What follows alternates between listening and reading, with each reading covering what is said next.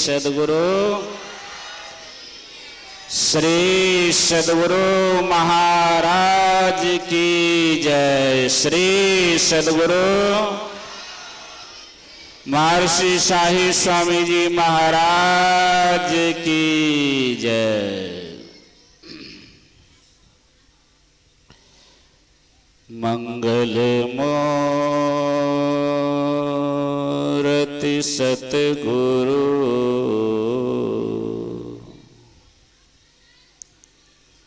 मिलवै सर्वाधार।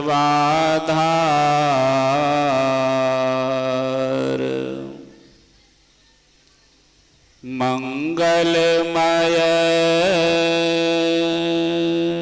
मंगल करना बिन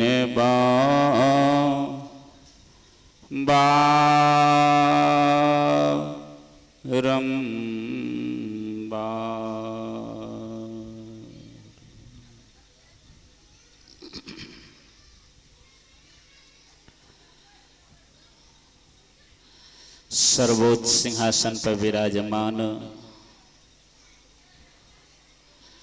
सर्वक्षण स्मरणीय सर्वेश्वर स्वरूप परमाराध्य अनंत श्री विभूषित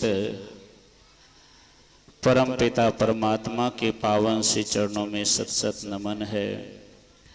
नमन है उनके ही पावन हृदय स्वरूप संत शाही स्वामी जी महाराज के पावन श्री चरणों में सत सत नमन है। नमन है मंचासीन पूज्यपाद स्वामी नगबोल किशोर जी महाराज के पावन श्री चरणों में सत सत नमन है।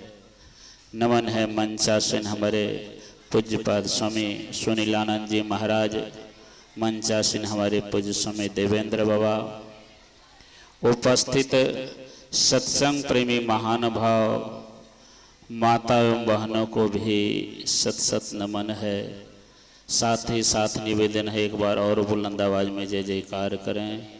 बोलिए प्रेम से श्री सद्गुरु महाराज की जय। जैसा कि आप सबों को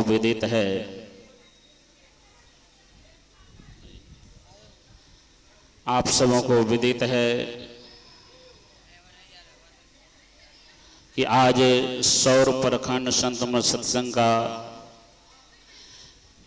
जो मासी का सत्संग वर्षों से हो रहा है, आज वर्ष में एक बार प्रतीक्षा करते एक गांव वासियों के हम मासिक सत्संग प्राप्त हुआ है। और संत मत के नियमानुसार स्तुति विनती उपरांत जो रामचरितमानस 67 सप्तम सपन उत्तर कांड से पाठ हुआ है, पाठ के आधार पर जो कहने और सुनने का जो विषय है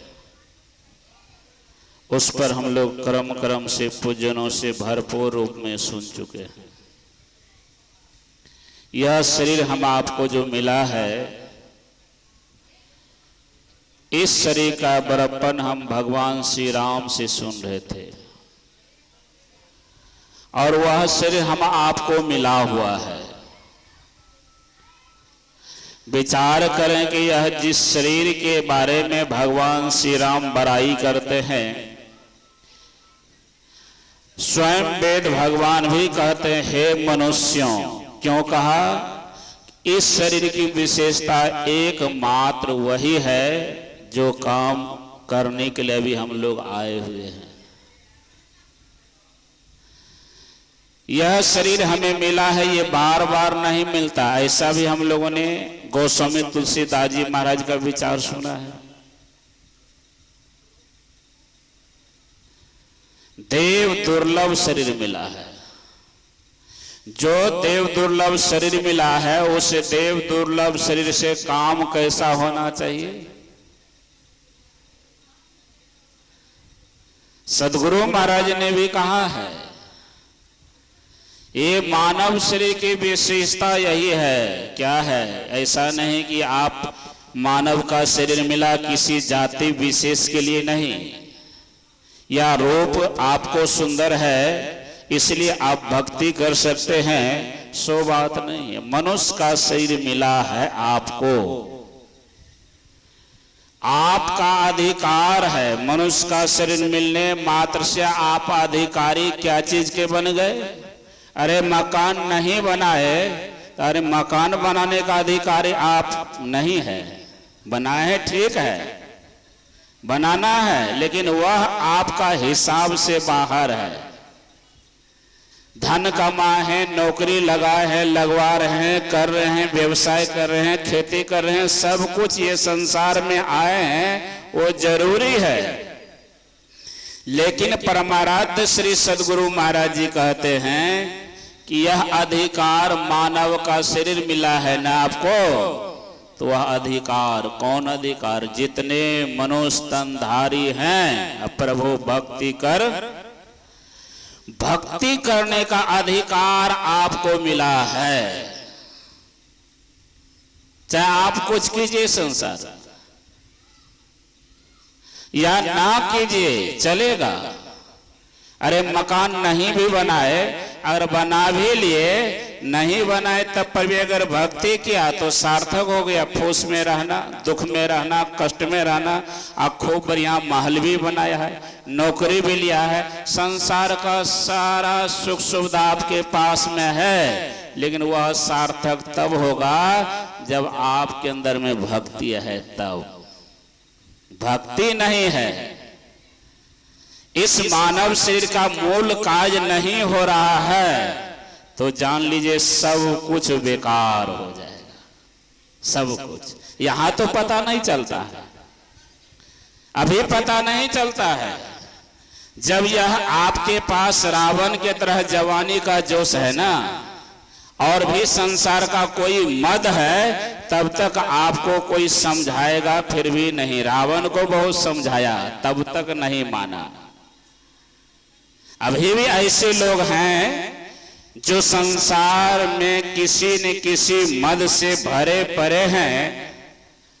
उसे यह ज्ञान दीजिए, कहा कि रहने दीजिए, सत्संग ध्यान तो चलता रहेगा, मरने के बाद होगा। नहीं समझेगा, क्योंकि जब तक वह मद है, किसी प्रकार का मद है, तो आप भक्ति कर नहीं सकते हैं। भक्ति का पता आपको दिखेगा नहीं, सत्य बात आपके पास आ ही नहीं सकता है, ग्रहण कर ही नहीं सकते हैं। इस देव दुर्लभ शरीर की सार्थकता संसार में आप आए हैं, ये पता अभी नहीं चलेगा। बचपन में पता नहीं चला, कब चला? माता के गर्भ में थे, जब कष्ट में थे, तब वहां पता था कि भक्ति करना है, तब पता तो चला। वहां कोई मद नहीं था, इसीलिए पता चला। वहां नहीं रूप का मत था, न कुल का मत था, न विद्या बुद्धि का मत था, न वस्त्र का, न मकान का, कोई वहां मद नहीं था। इसलिए वहां कहा कि प्रभु आप बाहर कर दीजिए, मैं आपका भजन करूंगा। फिर ये संसार का सब मद चल जाएगा ना, रूप मद, कुल मद, विद्या बुद्धि मद, सब मद जब खत्म हो जाएगा। कल मैं सत्संग में टेंगराहा में था, देखा कि बहुत माई लोग थे, भाई लोग भी थे, लेकिन एक माई लगता है कि लगभग 100 वर्ष की थी और सामने में बैठी थी। जब से स्तुति शुरू हुआ तब से अपने दृष्टि को वहीं रखी जहां से आवाज आ रही है। एक बार भी नहीं कोई उठा, कोई बैठा, कौन आया, नहीं गया, शोर गुल कहीं नहीं, एकदम मात्र वहीं। मुख में दांत भी नहीं है, शरीर से लाचार हैं, और अंत में संसार का सब कुछ, पोता को देखा, बेटा को देखा, नाती को देखा, घर को देखा, मकान को देखा, अब एकमात्र दिख लिया है, एकमात्र यहाँ संसार को मैंने देख लिया है, अब तेरी लीला देखनी, अब तो मेरे पास कुछ नहीं है। जब तक मद है ना, तब तक संसार का कुछ नहीं दिखता। इतिहास गवाह है, आपका दोष नहीं है, इतिहास गवाह है। एक भी मद है तो आप इस ओर आ नहीं सकते हैं। जब सब मद खत्म हो जाएगा, रावण भी अंतिम में नहीं। इतिहास पर करके देखिए, वो आप मद रहते अगर कर लेंगे, जो काम आपको करने के लिए मिला, देख लीजिए क्यों यह काम, देख लीजिए आप